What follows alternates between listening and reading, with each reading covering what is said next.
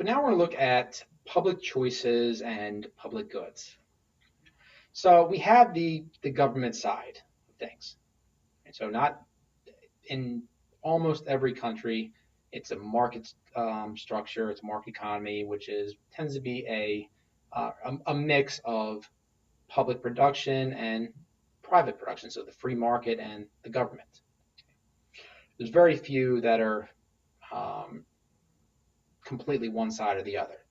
Now you do have the command economies where it's completely, everything's completely government owned, government run, all businesses, but there really aren't any economies out there that have no government.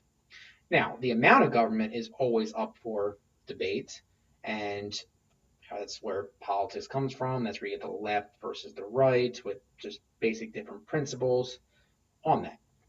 So, but in general, let's first talk about this idea of a public choice. So what is a public choice? It's a decision that affects many, possibly all.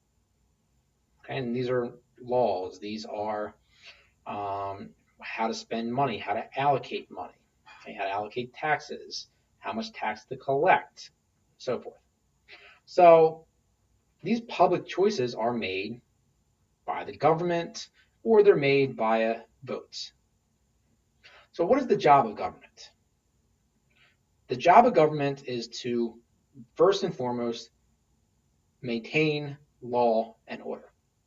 Make sure that what happens in the private market is legal and fair. And also to protect people to both physically and financially. Okay, so that's the largest one. Now the second one and the third one are the less black and white ones. So the second job of the government is to provide goods and services. So the goods and services they provide are goods and services such as the Bureau of Labor Statistics, which is putting out labor statistics, the Census Bureau, which puts out statistics on number of people and certain data. They also do things like provide national security. Right? Now, this is on a federal level. On the state and local level, you also have things like public education. Okay, communities have public schools, fire, police, post office. Okay, these are all goods and services that the government produces, okay, and provides. They also arrange and redistribute wealth. This is done through taxes. It's done through whether it be housing subsidies, whether it be whether it be welfare or food stamps, whether it be Social Security or providing money for the private sector to invest. All this is part of the wealth redistribution. Now, again, the second and third, there's always a debate on how much they should do, but it's to one extent or another, this is still the role of the government. Now, when we talk about public goods, there are two terms that we need to talk about: rival and excludable. Okay? So let's look here. So a good can either be rival or non-rival. Excludable, sorry, it's not showing here. There we go. Or non-excludable. So what does that mean? So first let's talk about rival. If a good is rival, it means that if one person consumes it, one person has it, another cannot. So only one person can have it.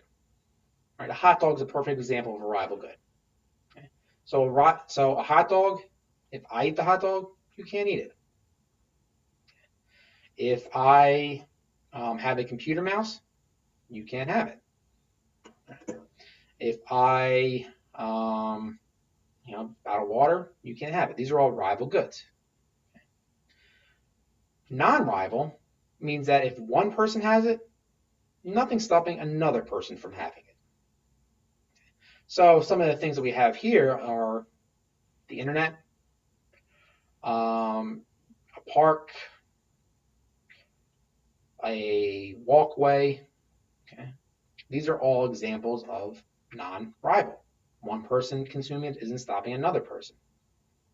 Okay? Excludable. Now, excludable means that you can stop somebody from having it. So there's something in place that says, nope, you can't have this, or you can't do this. So for example, excludable, the biggest thing is a price. So if you have to pay for something, that makes it excludable. That hot dog is excludable because I can't have it unless I pay for it. Right? And so that's the biggest thing, is the excludable part, the price being excludable. Non-excludable means you can't stop somebody from using it. Okay? You cannot stop somebody from walking on the street. Right? You cannot stop somebody from driving on a public roadway. So when we look at these, it comes up with 4 types of products. So if a good is rival and it's excludable, which means if one person has it, another cannot, and you can stop somebody from having it. Those are going to be what we call the private goods: food and drink, cars, house. Okay. On the other extreme of that, we have non-rival. If one person consumes it, it's not stopping the other one. And non-excludable. You cannot stop somebody from having it. Okay. So these are things like national defense. So let's think about that for a second. If one person is protected by the military, is that stopping another person? No. And can you stop and can you prevent somebody from being protected by the military? No. Right? Non-rival, non-excludable. All right. So those are public goods. Right? A couple other ones that are in the kind of the other sides. So for example, if you have a non-rival good but excludable, that's going to be the things like the internet. Okay? If one person is logged onto the internet, not stopping somebody else from logging on. But you can stop somebody from logging on by them having to pay for it. Cable television is another example, and a bridge or tunnel is another one. Okay. Now, bridges or tunnels and roads in general, that's kind of an interesting one because it all depends. So the non-rival and excludable, they're what are called natural monopoly goods. A road, for example, can either go into the natural monopoly or into a public good. It all depends on if you have to pay to go on it or not. So for example, driving on 295 in New Jersey or 95 in Pennsylvania, okay, those are public goods. Anyone can drive on. If one person drives, not stopping you from driving, and you don't have to pay for it, so it's not excludable. If Howard wanted to go across the bridge from New Jersey to Pennsylvania, right? So from New Jersey to Pennsylvania, you have to pay your toll. So one person going on the bridge isn't stopping another, but you can stop somebody from going on there. So a road really depends on if you have to pay to go on or not. Now finally, the other type of good is a common resource. Now those are goods that are non-excludable. However, they are rival. So an example of this would be a fish in the ocean. Right? You can't stop anybody from getting fish in the ocean, but if one person that catches that fish, it's going to stop somebody else from catching it. The atmosphere. You can't stop somebody from breathing in air, but if they breathe that air in, no one else can.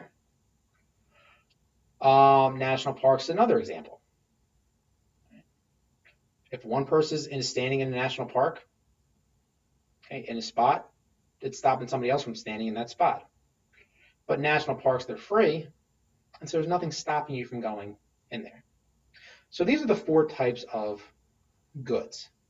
And it all depends on the privateness of it versus the publicness of it. And rival versus non-rival is the key to that.